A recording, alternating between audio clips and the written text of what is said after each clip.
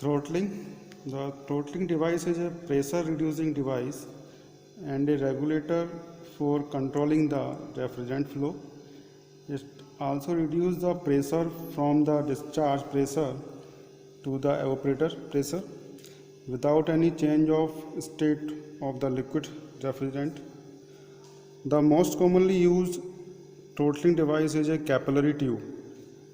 The capillary is a copper tube having a small dia orifice and is selected based on the system design, the refrigerant flow rate, the operating parameter, type of refrigerant, capable of compensating any fluctuations in load by allowing only liquid refrigerant to flow to the evaporator.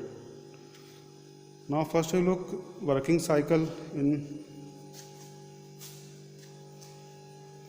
First, the refrigerant in suction by the compressor, and after compression the high pressure and high temperature refrigerant flow in this tube and enter in the condenser.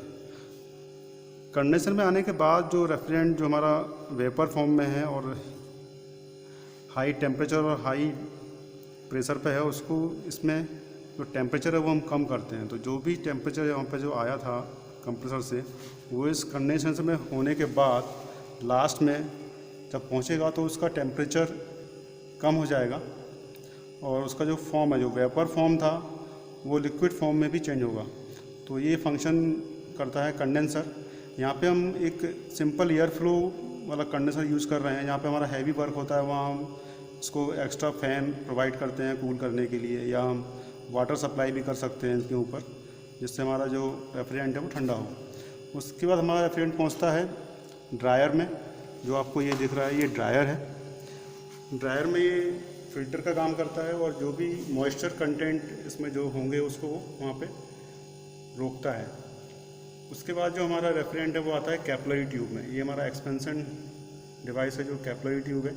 यहाँ पे इसका जो dia है वो बहुत कम है. और उसके बाद जो हमारा कैपिलरी ट्यूब कनेक्ट हो रहा है एवोपरेटर में. एवोपरेटर में आने के बाद जैसे ही यहाँ पे आपका रेफ्रिजरेंट पास होता है एवोपरेटर में, वहाँ से वो कूलिंग इफेक्ट देना चालू करता है. और एवोपरेटर में जो भी आपका मटेरियल है या आपका सराउंडिंग एरिया है, वहाँ पर जो भी हीट है एवोपरेटर उसको एब्जॉर्ब करता है. और एब्जॉर्ब करने पर जो एरिया वो उसमें कूलिंग इफेक्ट आएगा और जो एवोपरेटर का टेम्परेचर है वो बढ़ जाता है. तो उसमें भी जो आपका रेफ्रिजरेंट वहाँ से फ्लो करके आ रहा था, जो लिक्विड फॉर्म में था, वो हीट एब्जॉर्ब करने के कारण फिर से वेपर फॉर्म में कन्वर्ट होता है और फ्लो करता है सक्शन पाइप की तरफ, जो फिर से कंप्रेसर में जाएगा और वहाँ से फिर से वो कंप्रेस होगा और फिर वो फ्लो चलता रहेगा. कंप्रेसर से कंडेंसर, कंडेंसर से कैपिलरी ट्यूब से evaporator and then compressor. Now is working of refrigeration cycle. Now you take reading.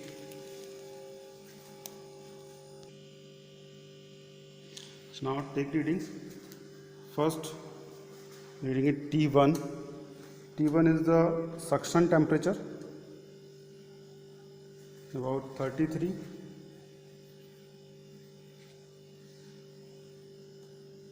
T2 59. T2 is discharge temperature. T3 after condenser temperature.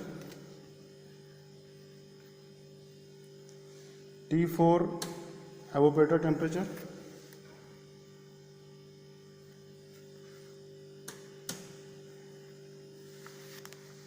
-4. Other pressure, suction pressure in blue is about 2 psi, 4 psi, and discharge pressure is about 180.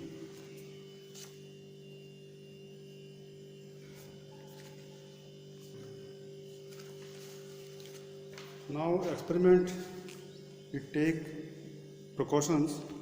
Check the voltage, it should not be less than 200 volts. Single phase 50 Hz AC supply. Wherever the compressor is switch off, do not switch on the compressor before 5-minute interval. Now start calculation.